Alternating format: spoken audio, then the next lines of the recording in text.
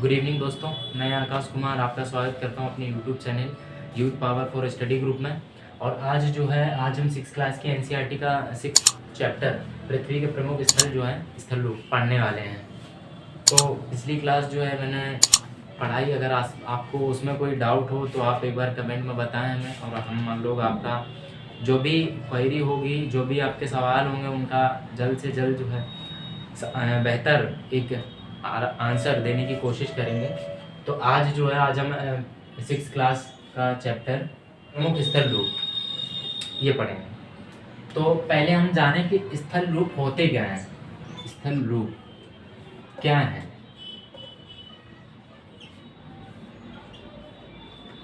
ठीक है, तो स्थल रूप एक ऐसी आकृतियां हैं, स्थल रूप ऐसी आकृतियां हैं जो पृथ्वी की जमीन के ऊंचा, मतलब कहने का मतलब मेरा ये है कि जो हमारे ये प्लेन समतल तो नहीं है ना, बहुत सारे, तो जो पृथ्वी की ऊंचाई और नीचाई से जो भी आकृतियां बनती हैं वो क्या कहलाती हैं? स्थल रूप। जैसे कहीं पृथ्वी पर पर्वत देखें आप, पर्वत होते हैं, तो जहां पर्वत होगा वहां पर पृथ्वी की जमीन कैसी होगी? ऊंची होगी, उथली हुई।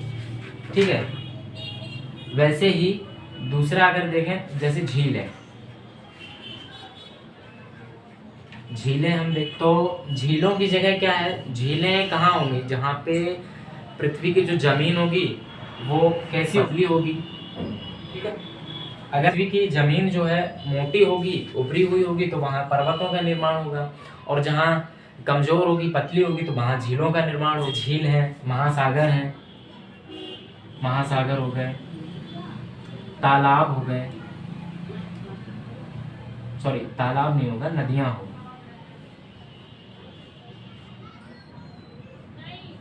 ठीक है, वैसे पर्वत हैं, पर्वत श्रृंखलाएं हो गई, महाद्वीप हो गए। तो ये सब क्या है? ये सब पृथ्वी के प्रमुख स्थल रूप ही है।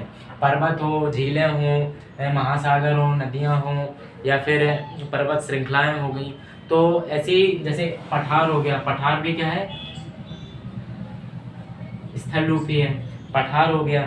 ठीक है, तो पठार ये सब चीजें, पठार कैसे बनता है, महाद्वीप जो है कैसे बनते हैं, नदियां, महासागर, ये सब चीजें आज जो है हम इसमें पढ़ेंगे। ठीक है,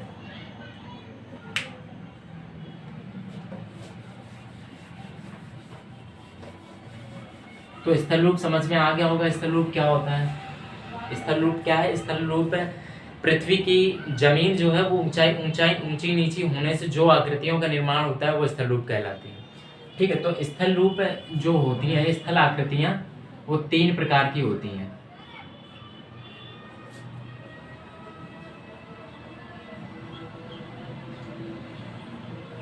स्थल आकृति कितने प्रकार की होती? 3।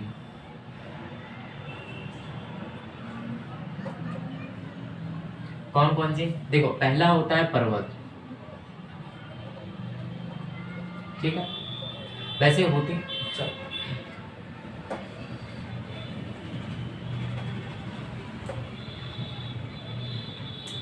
एक होती है इसमें पर्वत,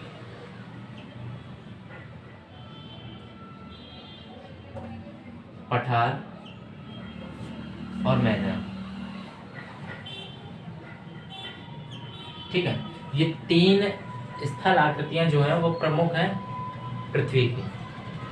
ठीक है, तो पर्वत, जैसे पर्वत क्या है? पर्वत भी कई तरीके के होते हैं, पर्वत जैसे बनते हैं। ठीक है, तो पर्वत भी कई तरीके बनते हैं, पठार भी बहुत सारे तरीकों के बनते हैं। मैदान जो है, जैसे हम जानते हैं उत्तर भारत के मैदान हो गए, बिहार है, यूपी है, और हरियाणा है, पंजाब है, यहाँ सब क्या है? ये सब जो है मैदानी इलाके हैं। ठीक है, पठार है, जैसे नाम सुना होगा कि अपने जो दक्षिण भारत है वहाँ पे पठार है, जैसे दक्कन का पठार हो गया, और छोटा नागपुर है, वो है। पर्वत है, जैसे पर्वत हिमालय है, हिमालय हो गया, अरावली पर्वत हो गए। तो ये सब क्या है? ये सब पर्वत श्रृंखला है।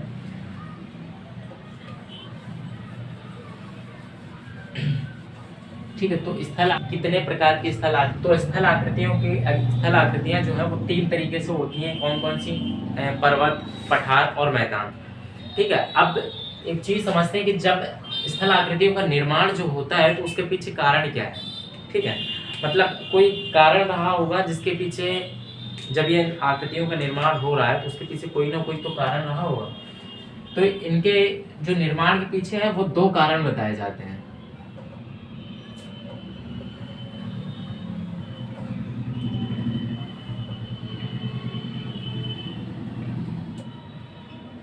इनके जो निर्माण के कारण है वो दो हैं। देखो कारण क्या है, कारण दो तरीके बताए गए हैं, क्योंकि जब किसी आकृति का निर्माण होता है तो उसमें कोई ना कोई फोर्स जो है लगेगा, तब जाके किसी आकृति का निर्माण होगा। तो इसमें दो कारण जो है, यानी दो फोर्स बताए गए हैं, उन फोर्स से जो है स्थल आकृतियों का निर्माण होता है, ठीक है। तो वो कौन कौन से बल हैं? पहला है अंतःजनित बल, इसको इंग्लिश में बोलेंगे हम इंडोजेनेटिक फोर्स।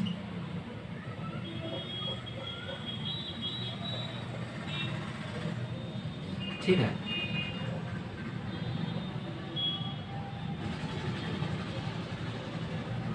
इसको हम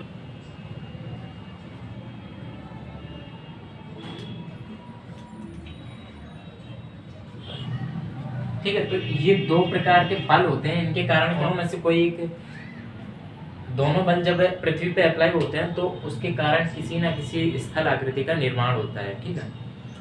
अब हम समझे कि इंडोजेनेटिक फोर्स क्या होता है। इंडोजेनेटिक फोर्स होता है, अंतःजनित बल है, अंतः का मतलब होता है अंदर, ठीक है। तो अंतः, मेरे कहने का मतलब यहाँ है कि अंतःजनित बल का मतलब होता है कोई ऐसा बल अंदर से लग रहा हो, ठीक है। यानी पृथ्वी के अंदर से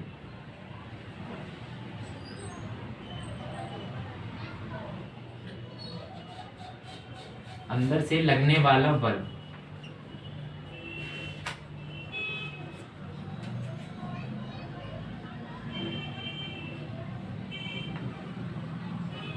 पृथ्वी के अंदर से लगने वाला बल क्या है? अंतःजनित बल, ठीक है। अब लगता है उसका कारण क्या होता है। जैसे हमने सुना है कि पृथ्वी की जो है वो 3 लेयर होती हैं।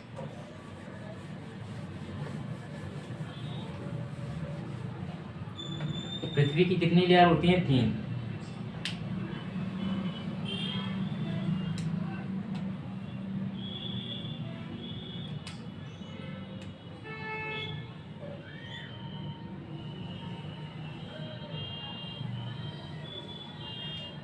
कौन कौन सी लेयर होती है? पहली ये होती है क्रस्ट,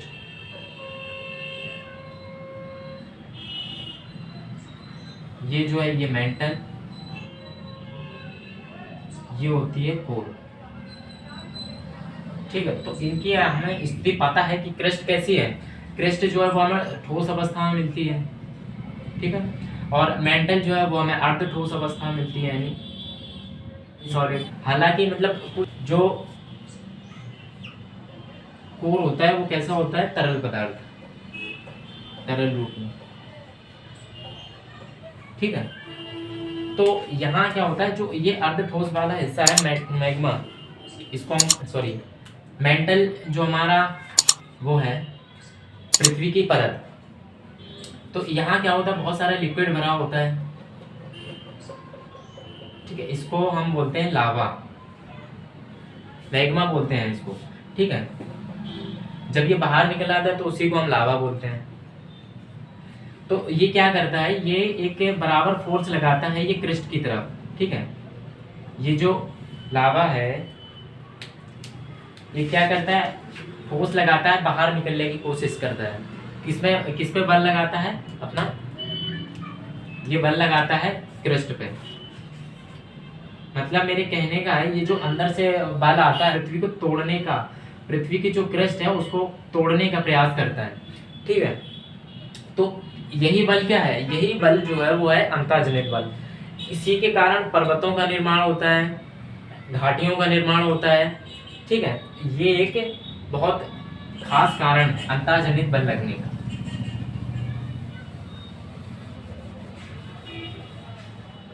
ठीक है। अब हम समझें बाह्यजनित बल क्या होता है।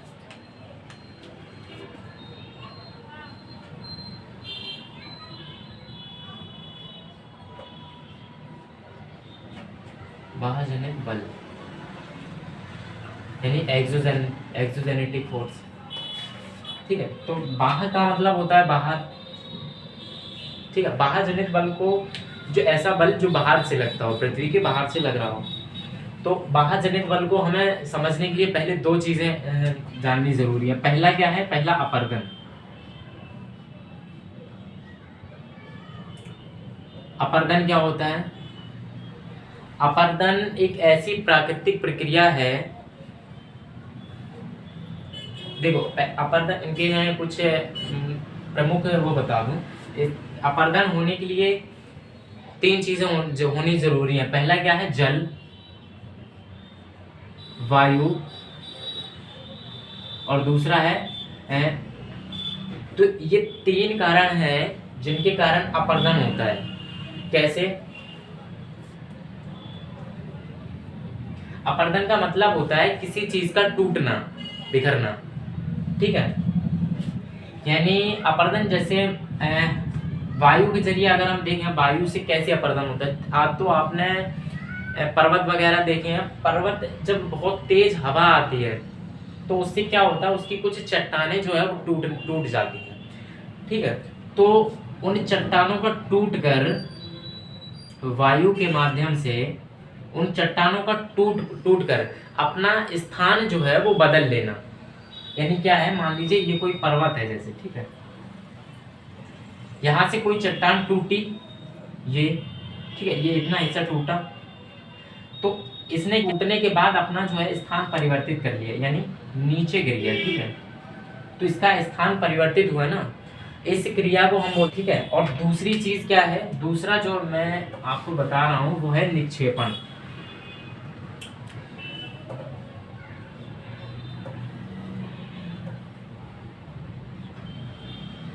निक्षेपण जैसे अपरदन क्या है? अपरदन ऐसी एक प्राकृतिक प्रक्रिया है जिसके द्वारा किसी चट्टान का टूटकर अपने स्थान से स्थानांतरण हो जाना, उसका स्थान बदल लेना। वैसे ही ये निक्षेपण है। ये क्या करती है? जब चट्टानों का अपरदन हो जाता है तो उन अपरदन का निक्षेपण करती है। निक्षेपण मतलब होता है कि जल के माध्यम से जो टूटे हुए पार्ट होते हैं, जिन चीजों का, जिन चट्टानों का अपरदन हुआ होता है, उन चट्टानों को क्या करती है, ये बहा के किसी एक स्थान पर जो है एक नई आकृति का निर्माण करती है। जैसे आपने देखा होगा डेल्टा। ठीक है, तो नदियां क्या है, पर्वतों से निकलती हैं, तो पर्वतों से बहुत सारी मिट्टी, कण वगैरह जल के द्वारा पहले अपरदन होता है, वहां से पर्वत उठती है, चट्टानें टूटती हैं, उसके बाद वो चट्टानें कहाँ जाती हैं? चट्टानें जाती हैं महासागरों में, और जहाँ इन नदियों का मुहाना होता है तो वहां पे एक आकृति बन जाती है, ऐसे आकृति लगभग। ठीक है, इसको हम क्या बोलते हैं? ये जो आकृति का निर्माण हो रहा है नदियों के द्वारा, जो भी अपरदन हुआ है वो सब कहाँ एक जगह इकट्ठा हो रहा है, तो एक नई आकृति का निर्माण हो रहा है डेल्टा का। तो इसको हम क्या कहेंगे? इस प्रक्रिया को हम निक्षेपण कहते हैं। ठीक है,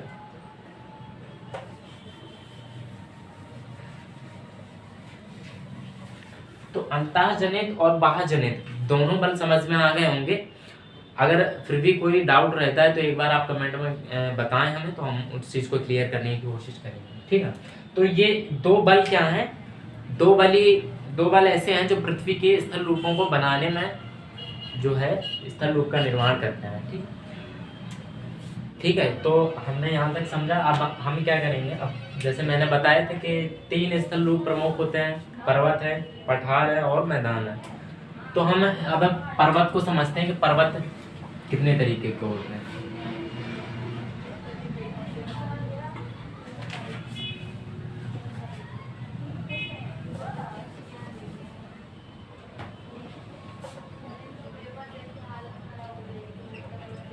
पर्वत जो है, पर्वत तीन तरह के निर्माण होते हैं।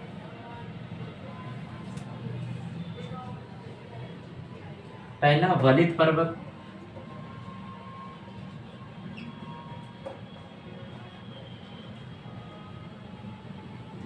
दूसरा है भ्रंश पर्वत,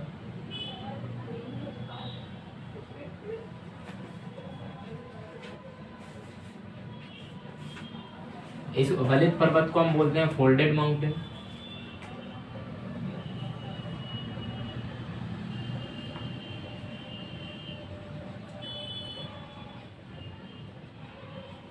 इसको हम बोलते हैं ब्लॉक माउंटेन।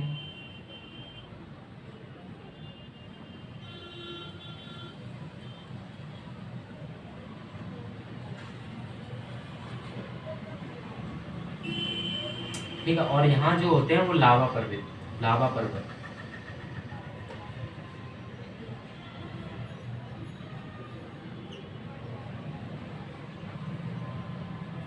ठीक है, तो ये 3 तरीके के जो पर्वत, वलित पर्वत, भ्रंश पर्वत और लावा पर्वत।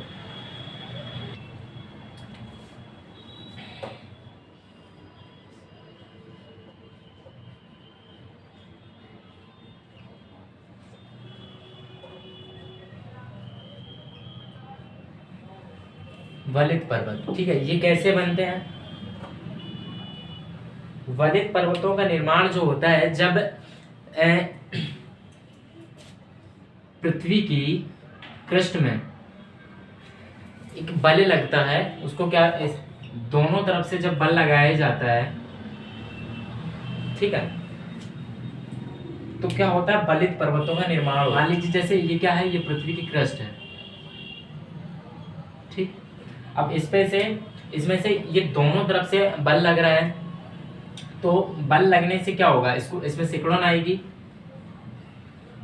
ऐसे, ठीक है, सिकुड़न आएगी इसमें, तो क्या होगा, ये पर्वतों का जो निर्माण है वलित पर्वत। ठीक है, जैसे हम कोई पेपर वगैरह लेते हैं, पेपर, या फिर आप प्रैक्टिकल करके देखें कि मिट्टी लीजिए आप, गीली मिट्टी, उसको ऐसे एक क्रस्ट टाइप का बनाइए, एक प्लेट टाइप का, फिर उसको दोनों हाथों से ऐसे प्रेस करिए,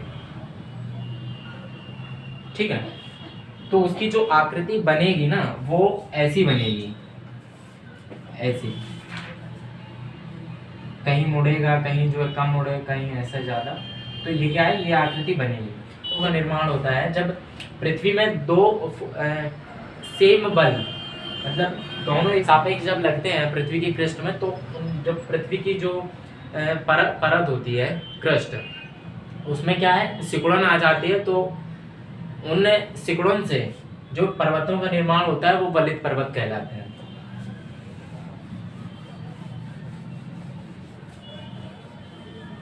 ठीक है, जैसे बहुत सारे वलित पर्वतों का अगर उदाहरण दूं तो जैसे भारत में हिमालय है, हिमालय हो गया। दूसरा अगर देखें तो एंडीज पर्वत है,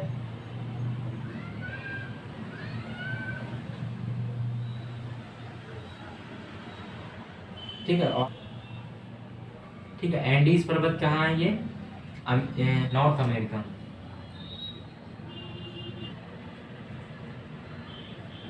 ठीक है, हिमालय है, एंडीज पर्वत है, और इसके ये सब क्या है, ये वलित पर्वतों का निर्माण उदाहरण है। ठीक है, हिमालय पर्वत अगर देखें तो हिमालय पर्वत जो है वो विश्व का सबसे ऊंचा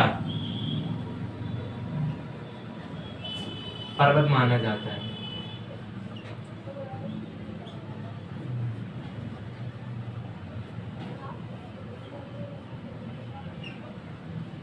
ठीक है, एंडीज पर्वत श्रृंखला है जो ये विश्व की सबसे लंबी श्रृंखला मानी जाती है।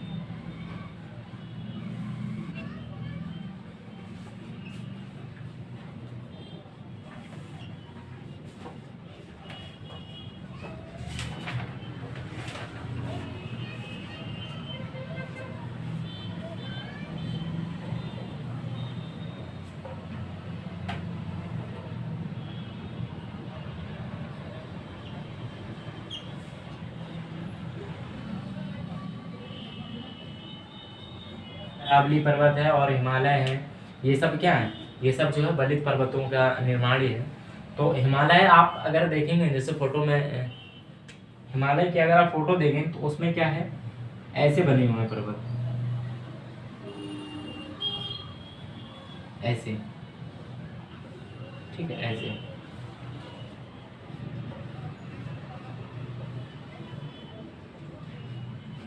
ठीक है, तो इन पर्वतों को क्या कहते हैं, वलित पर्वत। दूसरा हम देखें भ्रंश पर्वत क्या होते हैं।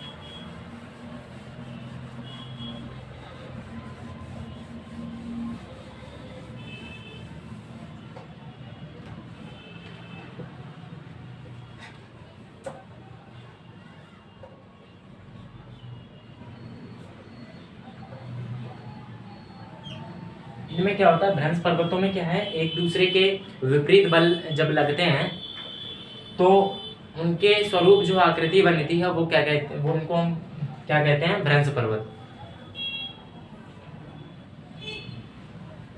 ठीक है, इस तरफ बल लग रहा है और इस तरफ बल लग रहा है, तो ये दोनों क्रस्ट क्या है, एक दूसरे के विपरीत जा रही हैं, एक दूसरे का विरोध कर रही हैं। अब अगर हम देखें पर्वत और गलित पर्वत, तीसरा क्या बताया था मैंने, लावा पर्वत। लावा पर्वतों को हम समझते हैं।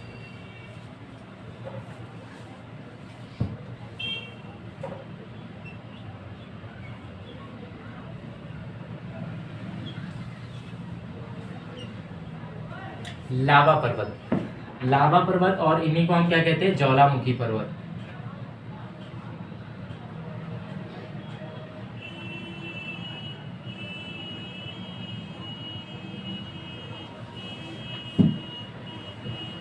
ठीक है, तो इनका निर्माण कैसे होता, जैसे अभी मैंने बताया कि हमारी पृथ्वी जो है वो 3 परतों से बनी है।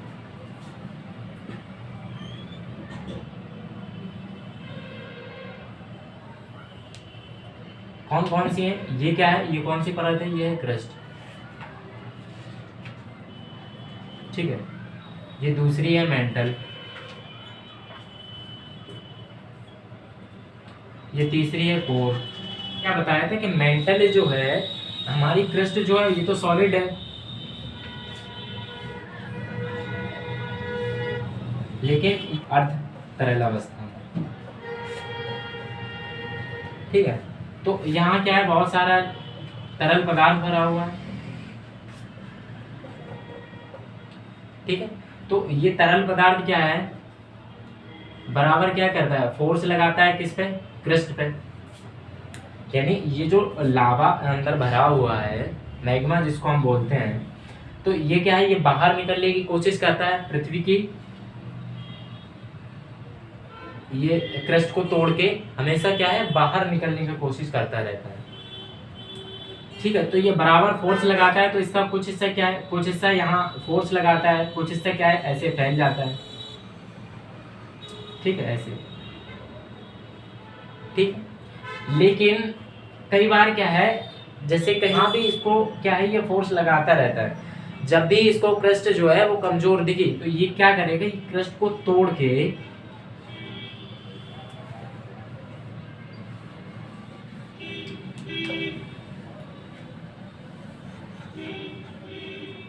ये क्या करेगा, ये मैग्मा जो भरा हुआ है अंदर, ये निकलेगा बाहर, क्रस्ट को तोड़ेगा और क्या करेगा, एक आकृति का निर्माण करेगा।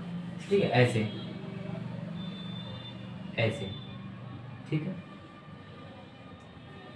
इसका कुछ हिस्सा जो है ऐसे फैल जाएगा। ठीक है, लेकिन कुछ हिस्सा क्या है, जब ये निकलता है ना तो क्या है, एक इसकी गति जो है वो बहुत ज़्यादा होती है। ठीक है, सैकड़ों किलोमीटर तक लगभग ये क्या है, ये मैग्मा जाता है ऊपर। ठीक है, तो अगर जैसे ये मैग्मा जो अंदर से निकला है, ये क्या है, ये अगर बहुत थोड़ी कैसी अवस्था में है, ठोस अवस्था में, मतलब गाढ़ा है, तो गाढ़ा क्या होगा, जैसे ये निकलेगा हवा के संपर्क में आएगा, ठंडा हो जाएगा। ठीक है, तो ठंडा होने के बाद ये क्या है, पर्वत बन गया। अगर गाढ़ा होगा, लावा बाहर निकलेगा तो वो ठंडा होगा, पर्वत का निर्माण करेगा। लेकिन अगर ये ठंडा ना होके कैसा हो, बहुत ज्यादा लिक्विड फॉर्म ना हो, बहुत ज्यादा लिक्विड फॉर्म में हो, तो ये क्या है, ये ऐसे ठोस पठार का रूप ले लेती, प्लाटू बन जाता है। या तो लावा जब निकलता है तो उससे 2 चीजों का निर्माण होता है, या तो लावा पर्वत बनेंगे या फिर पठार बनेगा, यानी या तो वोल्केनो माउंटेन का निर्माण होगा या फिर प्लाटू बनेंगे। तो इससे लावा से 2 चीजों का निर्माण होता है, जैसे पहला पर्वतों का और दूसरा जो है पठारों का। ठीक है, तो ये चीज समझ में आई होगी।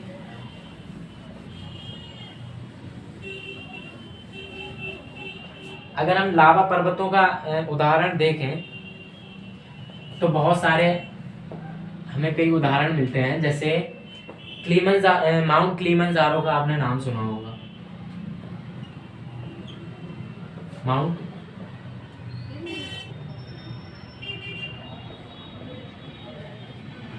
क्लीमंजारो, ठीक है। और इसके अलावा माउंट फ्यूजियम,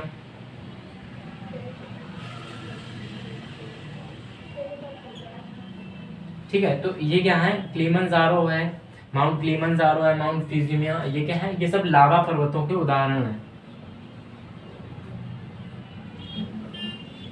ठीक है। तो ये 2-3 तरीके जो हैं लावा पर्वत पाए जाते हैं, उदाहरण है 2-3 लावा पर्वतों के, क्लीमंजारो, फ्यूजियम, और भी 1-2 उदाहरण है। तो आज हमने जैसे पर्वतों को समझा, ठीक है। पर्वत कितने तरीके के होते हैं, 3 तरीके के होते हैं। हर पर्वतों के हमने उदाहरण समझे, कैसे बनते हैं, ये तरीका समझा। अब इसके बाद हमने बताया था दूसरा पठार, पठार को पढ़ेंगे, ठीक है।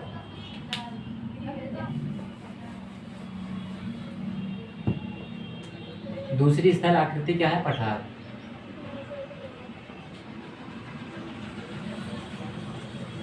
पठारों का निर्माण कैसे होता है, पठारों का निर्माण क्या होता है, जब ज्वालामुखी लावा जब बाहर की तरफ फोर्स लगाता है, क्रिस्ट को तोड़ने की कोशिश करता है, तो क्या होता, ये जो है, ये तरल पदार्थ जो फोर्स लगा रहा है बार बार कोशिश कर रहा है किसको तोड़ने की, ये क्रिस्ट को। तो इसे क्रिस्ट को तोड़ने के बाद ये फैलेगा, अगर बहुत ज़्यादा लिक्विड फॉर्म में होगा तो क्या होगा, ये फैलेगा, ठीक है। तो क्या होगा, प्लाटू का निर्माण होगा। लेकिन अगर वो कैसा होता, थोड़ा सॉलिड फॉर्म में होता, थोड़ा गाढ़ा होता, तो क्या होता, यही पर्वतों का निर्माण होता, ठीक है। तो पठार कैसे बनते हैं, जब लिक्विड फॉर्म में होता है, बहुत ज़्यादा लिक्विड फॉर्म में होगा अगर लावा, तो वो जो पठारों का निर्माण होगा। अपने यहाँ भारत में जैसे देखें हम, तो छोटा नागपुर का पठार आपने नाम सुना होगा,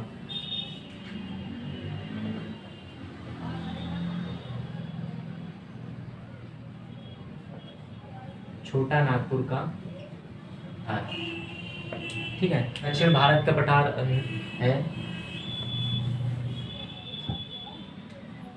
तो ये जो नागपुर का पठार है, ये बेसिकली किन चीज़ों के लिए फेमस है, यहाँ पे जो छोटा नागपुर है, यहाँ पे जैसे लोहा है, ठीक है, कोयला है, एंड इसके अलावा अगर देखें तो मैग्नीज है,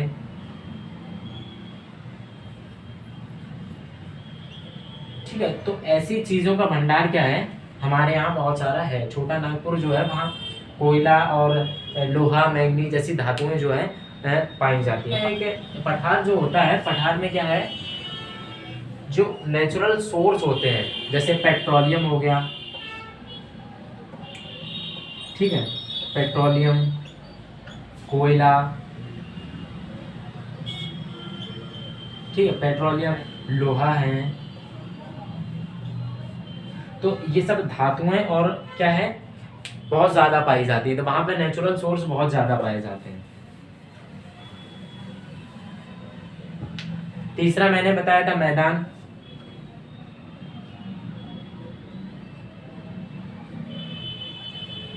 मैदान में जैसे मैंने आपको बताया था उत्तर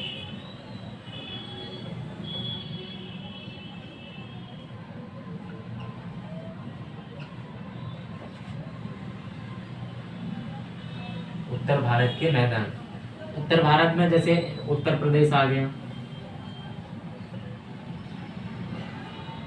ठीक है। इसके अलावा बिहार है, हरियाणा है,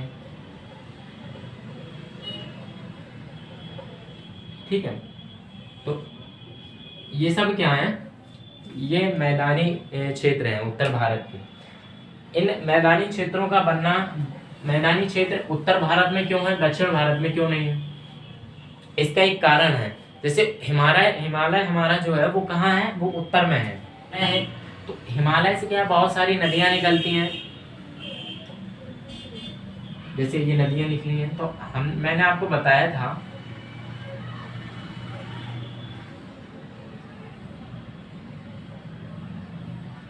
ये क्या है, ये हिमालय है,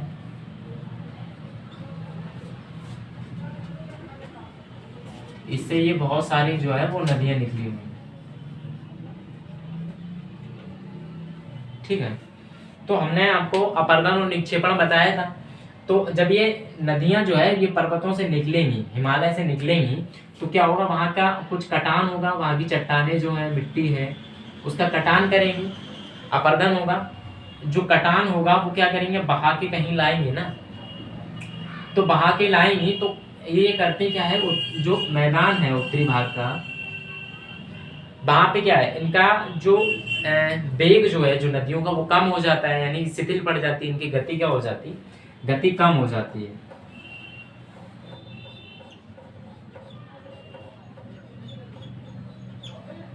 ठीक है, गति कम हो जाती है।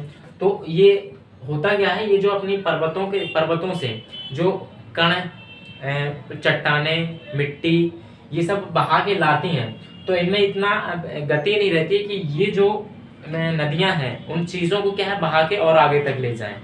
क्योंकि उत्तर के मैदान में, जैसे हिमालय है, सॉरी, उत्तर प्रदेश है, बिहार है, यहाँ पे क्या है, यहाँ पे मैदानी भाग इसी कारण से बने हैं, क्योंकि नदियाँ जो है मिट्टी वगैरह लाती हैं हिमालय से, और आके यहाँ क्या करती हैं, यहाँ जो है वो फैल जाती हैं, यहाँ उनकी गति जो है वो कम हो जाती है। तो उस वजह से क्या है, पहले यहाँ खाइयाँ हुआ करती थी, जैसे कुछ समय पहले अगर देखें, लाखों करोड़ों साल, तो ये उत्तर भारत का जो मैदान था वो खाई के रूप में कहा जाता है, कि यहाँ पे जो है खाइयाँ थी।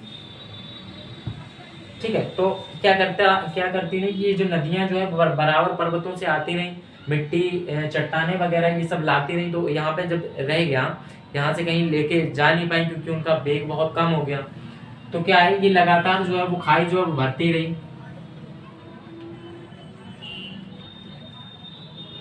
ठीक है, खाइयां भर गई, तो जब लाई, तो वहां का मैदान क्या हो गया, समतल हो गया। ठीक है, समतल मैदान बन गया। तो यही कारण है कि उत्तर भारत जो है, उत्तर भारत में सबसे ज्यादा मैदानी क्षेत्र है, क्योंकि हिमालय जो है वो उत्तर में है, और वहां से बहुत सारी नदियां निकलती हैं। तो वो नदियां जो है वो अपने साथ मिट्टी और चट्टाने वगैरह बहाकर लाती हैं। तो वो मिट्टी और चट्टाने क्या करती हैं, मैदान को समतल करने का काम करती हैं। ठीक है, तो ऐसे हमारे जो उत्तर भारत के मैदानों का निर्माण हुआ है। उत्तर भारत के मैदानों में खेती वगैरह बहुत होती है, पहले यहाँ खेती नहीं होती। ठीक है, क्योंकि वहां पर मैदान नहीं था, खाइयां वगैरह थी, तो कहाँ से खेती होगी। ठीक है, तो आज हमने पृथ्वी के प्रमुख स्थल रूप समझे, और उम्मीद है आपको बहुत अच्छे से समझ में आया होगा। अगर कोई आपकी क्वेरी वगैरह रहती है तो आप हमें कमेंट करें, और कमेंट सेक्शन में ज़रूर बताएं आपकी जो भी, अगर कोई चीज़ समझ में नहीं आती है तो उसको बताएं, हम उसकी जो है जल्द से जल्द सॉल्यूशन करेंगे, आपका देखेंगे, कमेंट में आपको जवाब देने की कोशिश करेंगे। और अगर कोई ऐसी क्वेरी है तो उस पर, अगर जैसे आपको कोई चीज़ समझ में नहीं आ रही है, पहली चीज़ तो आप वीडियो को जो है बार बार देखिए।